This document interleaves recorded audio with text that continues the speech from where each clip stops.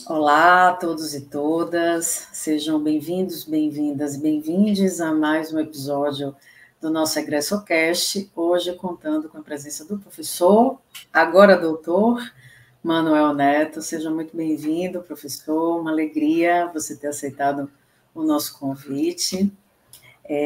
Eu queria já começar te fazendo uma pergunta: como é que você identifica a colaboração da filosofia para a sua vida, de uma maneira geral? Uau! Bom, primeiramente, agradeço pelo convite, pela atenção, pela cordialidade, pelo respeito. Estar aqui nesse espaço aqui do EgressoCast, para mim é uma honra. Licença para chegar na casa. Assim, professora, a sua questão é muito bacana, porque eu sou da terceira turma do curso de Filosofia da UFRB, né? E quando a gente entrou no curso, a gente entra com aquela expectativa assim, o que vai ser aqui agora de mim, né? E para mim, assim, estar nesse lugar de agora é um lugar muito de reconhecimento, né, de um trabalho que foi feito, né? Eu entro na turma de 2010, 2010.2, e aí tem uma caminhada acadêmica também a partir desse lugar, a partir dos fundamentos que foram apresentados na filosofia, né? Então, para mim, é uma honra estar aqui nesse espaço. Eu acho muito importante o trabalho que vocês têm desenvolvido. De fato, assim, é de reconhecimento ancestral, se pensar assim, né? Trabalho de que outras pessoas lá atrás fizeram, que vocês estão retomando aqui agora, para entender para onde a filosofia caminhou essas pessoas que foram formadas por aqui, né? Também dá um retorno para o povo, né? Porque a universidade é pública, eu acho isso importante. Então, assim, é isso. Maravilha, Manuel. E qual a importância do curso para a sua vida profissional? Qual a importância de ter feito filosofia? Bacana. A filosofia, para mim, tem duas, talvez três importâncias, assim, né? Primeiro, eu vou falar da vida pessoal, né? Porque eu sou formado nas ruas, vamos pensar assim. Eu sou oriundo da cidade de Cruz das Almas, Recôncavo da Bahia. Quando eu adentro o curso de filosofia, eu já cantava rap, né? Já cantava rap lá na cidade. Eu sou da área de ir para a comunidade, fazer formação com jovens, e nessa coisa de fazer formação com jovens a partir das palavras. E aí, assim, estudar filosofia para mim foi muito importante também nesse sentido, né? De organizar o pensamento, organizar as ideias, organizar as palavras e apresentar para as pessoas nova possibilidade de ser, né? E aí, para mim, a nível profissional, pessoal, foi muito importante, a nível de tentar não, mas entender o cenário no qual eu estava envolvido, porque eu sou de uma comunidade periférica, lá em Cruz das Almas, que é a Banguela, e para mim esse referencial do próprio locus, assim, da comunidade, para mim me trouxe o sentido de ser no mundo. Então, sou uma pessoa negra e ser negro, ser homem negro nesse mundo, existem desafios outros. E aí, quando eu adentro a filosofia a nível pessoal, e aí as pessoas começam a olhar para a gente diferente. Olha, agora ele é filósofo, né? Rapaz, ele estudou filosofia na UFRB. Onde é a UFRB? Lá em Amargosa. Ah, Amargosa, que bacana. Como é que é essa filosofia? Agora ele é professor. Então, isso aqui são comentários, vários comentários das pessoas da minha comunidade. Porque, como eu já tinha um trabalho já que eu fazia na minha comunidade, antes de entrar na filosofia, eu pego todo esse conhecimento filosófico e levo para a minha comunidade. Então, para além de ser um professor que vai adentrar a instituições para dar aula, primeiramente eu volto para a minha comunidade para fazer formação com jovens. Né? Desde 2011 eu começo a fazer formação com jovens, e aí, enfim, como eu já fazia rap, eu desenvolvi uma oficina chamada Ciranda de Rimas, que ela vai envolver os conteúdos que são da praxis cotidiana dos jovens, utilizo as palavras e os conhecimentos que são de origem popular e utilizo o rap como um instrumento de mediação e condução desse conhecimento popular. E aí a filosofia me dá toda essa base para falar para as pessoas que elas podem ser pessoas intelectuais, que isso também faz parte do meu objeto de estudo, e, ao mesmo tempo, acreditar nos seus potenciais. Então, o primeiro ponto seria esse, pessoal, depois dar um reconhecimento para a minha comunidade, valorizar um pouco mais do que eu estava fazendo. E a nível profissional, de pensar assim, a própria filosofia enquanto professor, entender que existe um sistema que está ali, e aí a criticidade ela se torna um instrumento muito, muito interessante, muito necessário, porque assim, não comparando, mas comparando os outros profissionais que são formados por outras áreas, o nível de profundidade com os conceitos, diálogo com a sala de aula, e até mesmo formação dos jovens é outro. E a filosofia me dá essa base, né, para entender a estrutura, e como a estrutura ela é violenta com os professores de filosofia, e ao mesmo tempo eu estou ali, muitas vezes, dentro dos paradigmas que são da escola, que é muito mais para ocupar um espaço, e aí o tempo é sempre reduzido, né? A aula de filosofia é sempre 30 minutos, sempre 40 minutos, sempre naquele dilema, mas filosofia para quê? Né? E aí a gente começa a ressignificar desse filosofia para quê, mas por que vocês estão questionando a filosofia? A filosofia está aqui contribuindo com o desenvolvimento intelectual, cognitivo de muitos jovens, né? Então, tem muito isso. Eu acho que pensar a filosofia, pensar esse lugar deste profissional que eu venho sendo, é entender que tudo faz parte de uma lógica, né? Uma lógica estrutural. Então, essa lógica estrutural ela faz com que os professores e professoras que adentrem o campo educacional entendam que é um desafio, porque ser formado é uma coisa, mas atuar eticamente é uma outra coisa, entender a conjuntura sócio-história que está posta ali é uma outra coisa, e se posicionar diante do que você vem estudando é uma outra. Então, acho que a filosofia tem me contribuído muito a partir desse lugar, né? Não só pensar criticamente o contexto, mas também de construir mecanismos para que esse contexto possa se modificar cotidianamente, né? É isso. Perfeito. Eu mencionei na abertura aqui do EgressoCast o seu doutorado recém-defendido, né? E aí eu queria que você contasse um pouquinho para a gente como que se deu, né, o seu encontro com o seu tema de pesquisa, né? Eu não sei se ele permaneceu o mesmo da graduação, ou se você o altera ao longo do tempo, mestrado, doutorado, enfim, se você puder contar para a gente esse percurso. Bacana. Quando eu comecei a estudar na filosofia, primeira dificuldade, na verdade, eu encontrei várias dificuldades. A primeira foi encontrar orientador, né? Eu participei de um movimento estudantil e era um pouco indagador, vamos dizer assim, porque a estrutura que a UFRB nos apresentou até o momento, né? E estou aqui falando em 2010, né? Terceira turma, então era muito, muito precário, não tinha livros, né? Os professores mesmo eram muito sobrecarregados, com muitas disciplinas, e existia uma estrutura que era muito defasada. E aí, nesse sentido, por participar de vários contextos, eu acabei me aproximando de Marx, né? Eu fui estudar a consciência em Marx, sei lá, na obra de Manuscritos Econômicos Filosóficos, uma obra de 1844. E aí eu estudo a consciência em Marx, na graduação.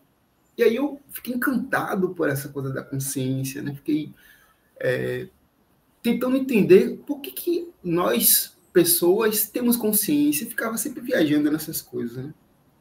E aí, como eu falei, né? Eu sou MC dentro da cultura hip-hop, e atrelado a essa coisa de estudar consciência, estava estudando um pouco do movimento hip-hop da região do Recôncavo. E aí eu comecei a pensar algumas coisas a partir disso.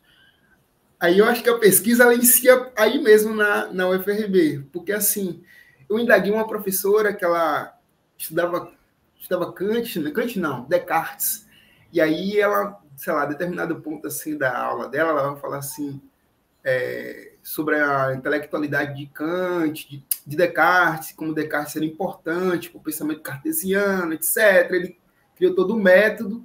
E aí eu comecei a indagar ela, de professor, é o seguinte, o que a senhora está falando aí, os MCs da minha região falam a mesma coisa. Então, eles são filósofos, Aí foi uma outra aula paralela. Não, jamais uma pessoa do hip hop vai ser um filósofo. Isso bateu assim de uma maneira muito forte, né? Acabamos dialogando, ela me explicou por que eles não eram filósofos, né? Enfim. E aí isso foi um ponto muito importante, porque primeiro eu queria desistir do curso por causa disso. E aí eu achei que não estava sendo contemplado dentro do curso. E o segundo, porque eu acabei sendo orientado por um professor chamado José João, não, José Raimundo, que é da sociologia. Ele é estudioso de Marx, e na época foi o único professor que aceitou me orientar, porque como participar de momentos estudantil, eu acabava que indagava muito a estrutura, né? Então acabou que delimitando essa coisa de quem seria o professor que queria orientar o estudante que era problemático, né? E aí eu acabei sendo escolhido por esse professor, né? Ele me orientou. Nessas orientações, eu peguei e falei para ele, professor, é o seguinte, na sala de aula, falei isso para a professora, relacionado ao, fazendo a comparação entre um filósofo e o MC, ela falou que filósofo, alguém da filosofia nunca será do hip hop, uma coisa parecida com essa, assim. E aí ele falou, não, quem disse que a pessoa que faz rap é filósofo? Eu digo o quê? Como assim? Ele foi e começou a apontar alguns caminhos, né? Teóricos sobre esse lugar, né? A partir da perspectiva sociológica. Aí, pronto, foi o ponto inicial da minha pesquisa. Isso em 2011. Eu começo a estudar sobre a intelectualidade, o conceito de intelectualidade. E acabei encontrando alguns teóricos, né? Gramsci me auxiliou muito para pensar intelectual orgânico, etc. E aí, pronto, no mestrado eu estudei sobre a formação intelectual de jovens que fazem rap, jovens negros que fazem rap no Recôncavo da Bahia. Eu faço uma pesquisa que é para entender como é que essa intelectualidade ela é formada. E aí tem tudo a ver, né, o doutorado com a graduação. E aí, na parte do mestrado, na própria banca de defesa do mestrado, a banca entendeu que não se tratava de uma dissertação, se tratava de uma tese. E aí eu saio do mestrado e vou diretamente para o doutorado, certo? Olha que legal. No doutorado, é muito legal. E aí, no caso, a banca, e juntamente com o programa, avaliou que não precisava mais escrever uma tese, certo? Porque o material da tese já estava pronto, né? Que seria o próprio material da dissertação. Bem, na prática não aconteceu isso, mas isso é um outro diálogo, ainda não posso estar conversando sobre, porque ainda estou no contexto ainda do doutorado. Mas aí no doutorado eu faço uma pesquisa para entender como é que se dá o processo de educação, educação decolonial a partir do hip hop. Eu estou tentando entender como é que são as contribuições do hip hop para a educação decolonial. Isso no doutorado. E aí o meu foco de pesquisa é entender como é que a filosofia, que está contida na realidade prática da galera do Recôncavo, ela é formada a nível educacional, né? Como é que essas pessoas utilizam o hip hop para educar umas às outras. E aí é isso, aí o fruto da formação da filosofia adentra ao mestrado, que vai me dar toda essa base empírica, ao mesmo tempo de ferramentas didáticas mesmo, de como se pesquisar, e adentra ao mestrado, pensando essa intelectualidade de pessoas pretas, e quando chega no doutorado, na verdade, vou colocar mais uma cereja no bolo, né? Para entender não só um elemento do hip hop, que no caso seria o MC, agora eu vou tentar entender uma cultura hip hop como um todo, né? Que aí já é uma outra discussão, é um pouco mais complexa, assim, né? Aí é isso. Bonito, é um trabalho extremamente necessário, né, Manuel? Eu outro dia participei de uma banca de qualificação que também discutia questões relacionadas à Lei 10.639, que entre nós é a tentativa de decolonizar o currículo, né? A tentativa de introduzir aí conteúdos relativos à história e à cultura afro-brasileira, africana, depois, né, ela é complementada pela questão indígena também, que eu acho que ainda é mais delicada, né, mais frágil, né, do ponto de vista dessa entrada mesmo em ambiente escolar.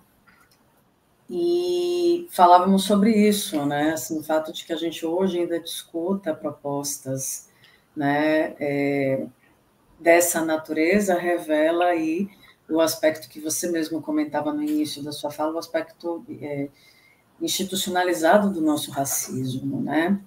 Porque, de fato, são mais de 20 anos aí de promulgação, né, dessas leis, e ainda hoje nós estamos discutindo como implementá-la. Não é bem o seu objeto, né, de pesquisa, de Sim. trabalho, mas está aí no universo, né? Sempre que a gente faz uma provocação desse tipo, a gente entra em contato com essa dimensão que não é nada agradável, né? Não nos enche de orgulho mesmo. Então, é um trabalho extremamente importante, necessário. Acho até que a gente devia, em algum momento, marcar uma entrevista só para discutir seu trabalho, assim, porque ele certamente serve de Bacana, inspiração. professora, gratidão. Serve de inspiração para outros professores, né? Outro dia a gente teve também a Margosa, debate muito legal, provocado pelo Cine Rapadura e pelo Cine Aurora, envolvendo a questão do rap. Não sei se você soube, foi bem bacana. Enfim, depois desse Bacana, comentário, bacana, parênteses enorme, bacana. eu queria saber se Não, você, tá ótimo. se você Eu exerce a poderia docência. complementar sobre o seu parênteses também, viu? Complemente, então, vamos lá, antes de passar para a próxima pergunta. Sim, porque tem tudo a ver o que você está falando sobre a questão do currículo e a 10.000, porque assim, ó, eu comecei a perceber, né, que quando se adentra um estudante negro ou negra dentro da universidade, ele está carregando consigo toda uma epistemologia, né? Sim, Boaventura Souza Santos vai falar sobre isso e tantos outros teóricos e teóricas, né, que vão tentar entender que existe uma filosofia que vai ser apresentada para esses estudantes. E essa filosofia, muitas vezes, como aqui estamos falando de uma filosofia de cunho eurocêntrico, branco, que tem sempre um homem como referencial, o estudante negro ele tem que negar seu conhecimento, que ele é formado, que é constituído sua consciência. Então, quando esses espaços que são calcados por essa base eurocêntrica, acaba negando o conhecimento desses jovens, né? Então, sim. eu meio que estava entendendo o que disse que estava sendo apresentado para mim, e existe uma filosofia popular, né? Que muitas vezes é negada, uma filosofia africana que é negada, uma filosofia que é dos terreiros e candomblés são negados, uma filosofia que é da aldeia que é negada, porque existe uma filosofia que já está posta, né? E aí existe todo um sistema, toda uma lógica de sistema que é totalmente colonial para negar esses conhecimentos que são de base, que forma a consciência das pessoas que adentram cursos como, por exemplo, de filosofia. Então, assim, isso é um trabalho de tentar pensar qual o perigo de ter uma filosofia que só reproduz um conhecimento que é da Europa, né? Branca, que tem só referenciais homens, ainda a maioria todos mortos, né? Porque já morreram, já a gente vai num só livro de pessoas que já foram. Então, é uma provocação que eu venho trazendo assim, no trabalho como um todo. Espero que você tenha a oportunidade de ler em algum momento, mas eu vou tentar pensar que existe toda uma complexidade que já foi ancestralmente colocada na Terra e que eu venho fazendo, na verdade, um reconhecimento desse lugar. Porque quando os colonizadores adentraram o Recôncavo da Bahia, eles subiram o Rio Paraguaçu, eles não foram o caminho dos povos originários, né, que segue o fluxo do rio, eles fizeram o caminho oposto. E quando fizeram, dizimaram diversas populações indígenas. Depois de um tempo, trazem as pessoas negras também nessa mesma condição de violência. E aí se tem agora uma universidade pública que está num território sagrado, que é o Recôncavo da Bahia, que traz pessoas como eu e tantas outras pessoas para tentar pensar um lugar. Mas qual lugar que vai pensar? Da própria pessoa que veio dizimando os povos que estavam aqui e os povos que eles trouxeram violentados dentro dos seus instrumentos de navegação. Então, o que a gente vem tentando fazer a partir do hip-hop, na verdade, é reconhecer que existe um conhecimento popular, que existe uma filosofia que é de comunidade, que é popular, que é preta, que é indígena, que se está presente dentro da universidade. E aí, e conversa com jovens, que dá sentido, dá significado, que é dois conceitos que a gente vai trabalhar na linguagem, para suas existências. E aí é isso, né? Buscando reconhecer esse lugar ancestral que a gente vai estudar o hip hop, mas vamos pensar que existe uma filosofia, existe uma educação que está ali dialogando com várias pessoas. E quando elas vão adentrar espaços como a escola, como a universidade, vão ressignificar a partir do seu lugar no mundo. É isso.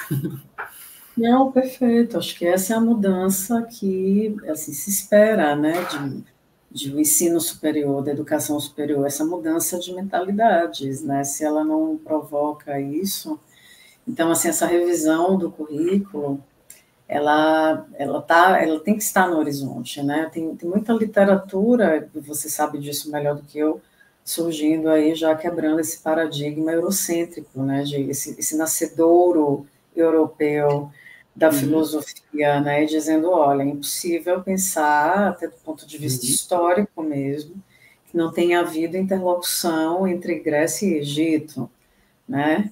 Por exemplo. E pensar, e alguns dos critérios, né, que foram utilizados para desqualificar uma filosofia africana, hoje são debatidos também. Se fala, é porque não deixaram nada escrito, trata-se aí, portanto, de uma cultura oral. Sócrates também não deixou nada escrito, e não deixa de ser filósofo por conta disso, porque o que nós conhecemos de Sócrates não é Sócrates propriamente, né? São seus interlocutores, né? São seus discípulos, né? Platão e companhia. Aí você fala, mas não tem conceitos. Bom, isso é equivocadíssimo, porque quando a gente olha os adinkras, né, não tem nada mais conceitual do que aquilo, por exemplo. Mas, enfim, eu acho que há muitos elementos assim que são muito discutíveis, muito discutíveis. Porque dialoga com a religião, né, a filosofia africana deste período, né? A filosofia medieval também não deixa de ser filosofia. Então, assim, eu acho que cada vez mais, né, a gente precisa realmente desconstruir essas questões e trazer para a sala de aula, né? Trazer para o currículo nossos interlocutores que trazem outras epistemologias, né? Discutir essas outras epistemologias é agora urgente, né? É meta mesmo. Agora, uma alegria é já termos entre nós institucionalizado e obrigatório o ensino da história e da cultura africana e afro-brasileira no currículo, né? Assim, isso é uma disciplina obrigatória. O fato de que esta disciplina no nosso currículo seja obrigatória é algo que já nos enche de orgulho, né? Porque já faz uma diferença, né? Já se realiza com uma mudança de perspectiva e mentalidades que é necessária, que é o que eu falava anteriormente, que é o que se espera que a universidade produza, né? Provoque, né? Pois muito que bem. Queria saber se hoje você exerce a docência, Manuel. Está dando aula? Como é que está isso? Se tiver, como é que você avalia a sua atuação? Como é que você avalia a sala de aula, o ensino de filosofia hoje? Conta aí para a gente. Certo.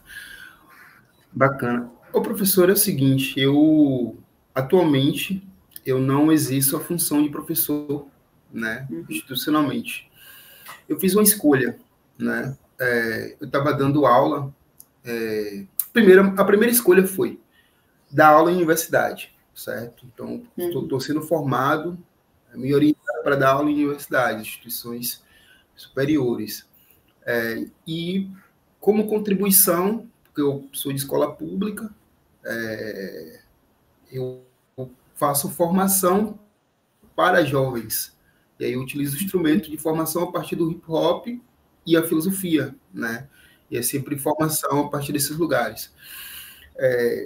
Eu fiz essa escolha muito mais assim a nível de complexidade mesmo das discussões que venho fazendo. Eu acredito que o contexto acadêmico ia ser melhor para mim.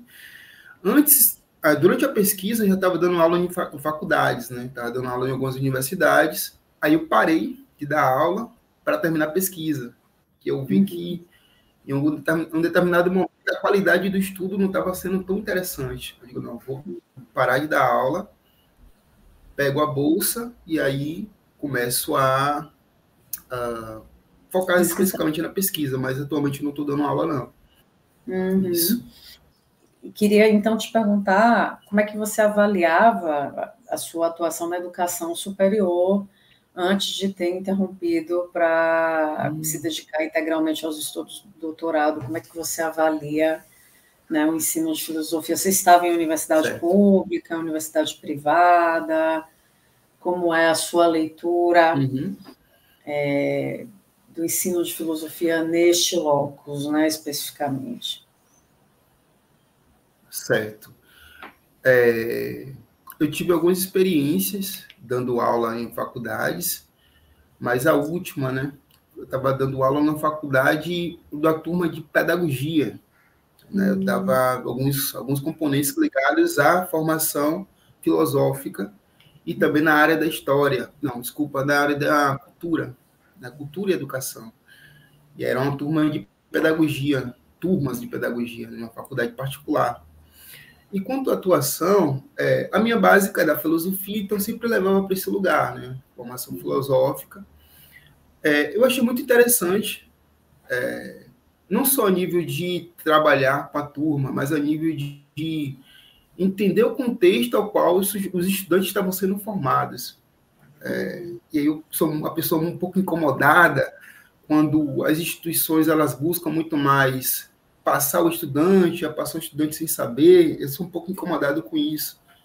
Então, eu trazia, para além do que era ofertado enquanto instituição, uma formação que fosse, de fato, fazer sentido para esses profissionais que estavam sendo formadas. E a minha turma, sei lá, tinha 40 estudantes, dessas 40 estudantes só tinham 2 homens, certo? Então, 2 homens, um em cada turma, então 80 pessoas, então 40 numa turma, 40 em outra, então só tinham só 2 homens. Então, o público era mulheres negras que tinham um dia, uma rotina de trabalho constante e à noite ter aulas comigo.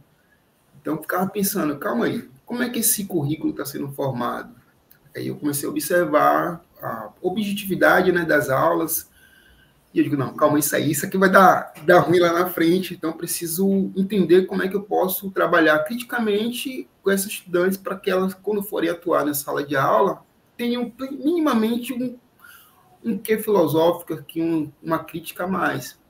Aí, meu trabalho ficava muito mais nesse sentido, assim, né, de apresentar o que era exigido pela instituição e, ao mesmo tempo, paralelo, trazer um outro trabalho, que era muita leitura, trabalhava questões que são de produção acadêmica, então artigos, todas as aulas elas tinham que escrever, então tinha toda uma metodologia que, entre aspas, exigia um pouco mais do que era ofertada pela instituição.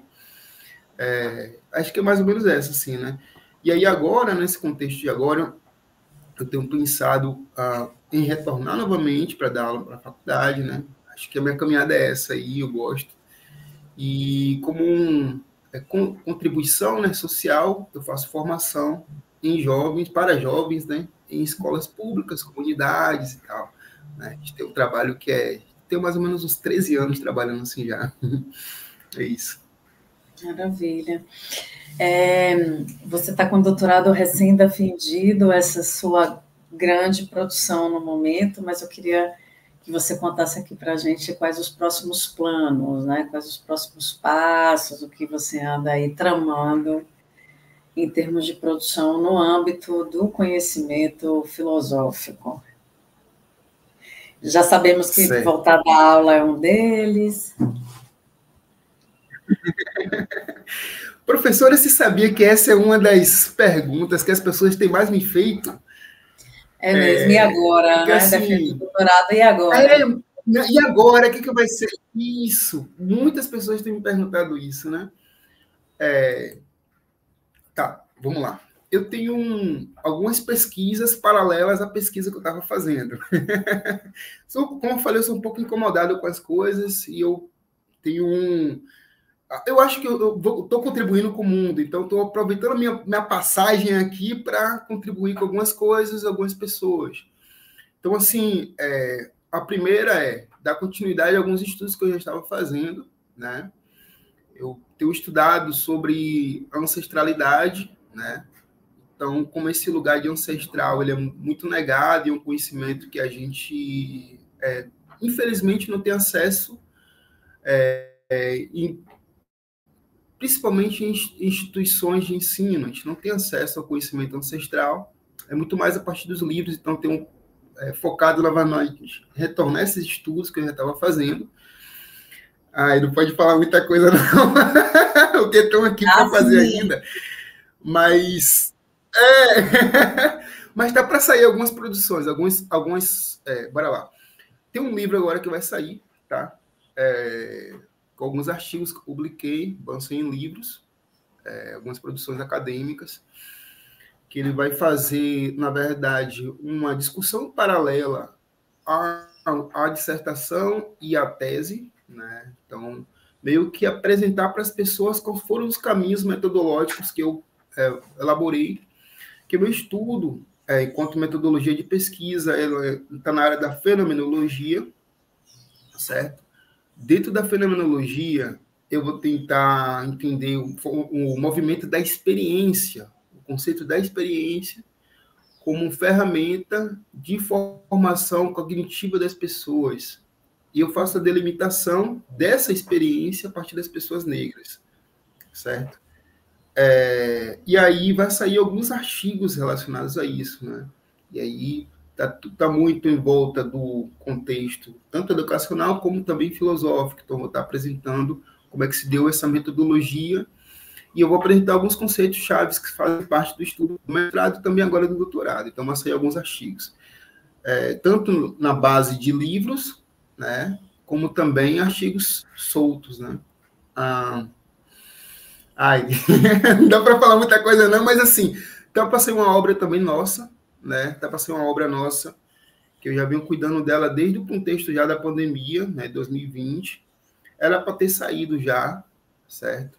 Mas por questões mesmo assim financeiras, eu dei uma segurada, porque meu interesse é que essa obra ela possa acessar as escolas públicas, né? O foco principal é esse, ir para escolas públicas. Então, assim, tudo indica que esse ano saia, né? Tudo indica que esse ano saia. Então, assim, a nível de produção vai ser essa, sim, né? Eu tenho um perfil de ser um pesquisador. Por esse motivo também estou escolhendo ir muito mais para academia do que ficar em escolas públicas, né? Meu perfil é muito ligado a isso. Eu acho que minha didática funciona melhor assim. E aí, o que acontece? Vou voltar para a universidade novamente para dar aula, e eu estou muito nesse lugar assim, né? Paralelo à questão acadêmica, de pesquisa, eu tenho uma carreira também artística, né, que eu dou conta, né? Sou artista, tenho 20 anos atuando na área, então isso também convida, por isso que às vezes a pessoa vai fazer o que agora e tal, tem muito perguntando muito isso, né? Vai fazer o que agora? Então, vou dar conta dessas coisas todas que estão aí já me chamando, né? Enfim. E que O é que dá para muita... falar por enquanto é isso. Que O que dá para falar por beleza, mas enquanto é isso, né? muito Tá tudo muito plano, muitos novo e tal, planos. estou organizando algumas coisas. São muitos planos Isso, e são bons, né? isso. Estou organizando muitas coisas. Vai ser Que beleza, que beleza. vão fazer sentido. Eu espero que faça sentido assim. Espero que faça sentido assim, não só para mim, né? Mas para minha comunidade, para minha família, para os espaços por onde fui formado, certo? Eu acho que o movimento de estar aqui nesse mundo é de contribuir positivamente para que algo dê continuidade, né? Então, se alguém ou possivelmente ler o material que eu fiz, eu fico muito grato. Então, é isso. Maravilha, a gente também. O que a gente puder ajudar para colaborar para que isso ocorra, conte conosco, viu? Manuel, conte mesmo. Eu te agradeço demais, assim, a tua presença aqui. Queria saber se você teria algo mais a acrescentar, a agregar, e te convidar a fazer as suas palavras finais, a dizer as suas palavras finais. Ah, professora, são tantas emoções, como já disse o nosso Roberto Carlos. Roberto Carlos. Assim, ó, eu primeiramente agradecer pelo convite. Isso é muito importante para mim, porque é algo que eu estou falando um pouquinho isso na tese, né, onde eu vou falar um pouco da minha biografia, né? Mas quando eu adentro, por exemplo, por isso que é muito importante para mim estar aqui hoje, né? Quando eu adentro a filosofia, né, poucas pessoas sabiam, mas eu entro sendo analfabeto funcional, certo? Olha. E esse lugar para mim foi um lugar muito forte, porque assim, desde o primeiro semestre, o acesso a muitas leituras que eram, sei lá, no meio do texto em português, estava ali trechos em alemão, trechos em grego, né? E eu digo, meu Deus, o que eu estou fazendo aqui? Então, esse conflito, para mim, ficou boa parte do primeiro semestre. Se você pegar, você pode ter acesso ao meu histórico, você vai ver que no primeiro semestre minhas notas eram tipo 7, né? E com uma reprovação que foi lógica. Isso marcou, né? Depois, lógica se tornou meu estudo predileto. Eu adoro ler a linguagem, o estudo é sobre linguagem, o estudo é sobre lógica, né? E aí começo a ressignificar esse lugar a partir do mundo que eu convivo, né? Que no caso seria comunitário, hip hop. E aí, hoje, sendo convidado para estar ocupando esse espaço aqui, né? Sendo convidado a voltar para casa para falar: olha, como é que você está? Como é que foi sua formação? A gente contribuiu com alguma coisa na sua vida? Como é que você está profissionalmente? Isso para mim traz muito sentido, né? Sentido a nível mesmo pessoal, porque a filosofia ela é totalmente leitura compreende que tem que interpretar, né? Leitura, escrita e fala. E tudo isso a partir de um lugar de alta excelência, né? Isso para mim foi muito calcado assim desde o primeiro semestre, né? Então assim, ou você focava e estudava ou desistia. Só tinha essas duas alternativas. E quando agora eu volto para aqui, para esse estágio, agora, pô, doutor, estou aqui vendo aqui meu nome, do professor doutor Manuel Neto. Isso é um lugar outro, entendeu? Então, assim, para mim é muito importante estar aqui. Eu quero agradecer muito, assim, a todo o cuidado que vocês tiveram em fazer o convite. A primeira vez que veio o convite, agora eu não posso, eu tenho que terminar a tese. Vamos deixar um pouco mais para frente. E ter o cuidado de conversar, trocar uma ideia, explicar o projeto. Quando eu vi ali a egressa, eu digo, não, eu estou aí, viu? Então, para mim é muito importante estar aqui. Ao mesmo tempo